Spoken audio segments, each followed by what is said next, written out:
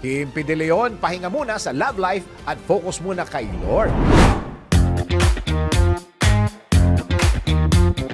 Para sa aking balitang showbiz, kinumpirma ni Kimpi De Leon na nagbilang din siya ng girlfriend noong kanyang kabataan. Sa interview sa aktor, sinabi nito na naging hobby niya ang manligaw at lahat ng mga aktres na link sa kanya ay talagang niligawan niya. Aminado rin si Kimpi na hindi nagtatagal ang mga karelasyon niya dati dahil napakasiloso niya. Ayon sa aktor, sa sobrang siloso niya, kahit kaibigan ng kanyang karelasyon at nakangitian lamang nito ay sobrang away na ang mangyayari sa kanila.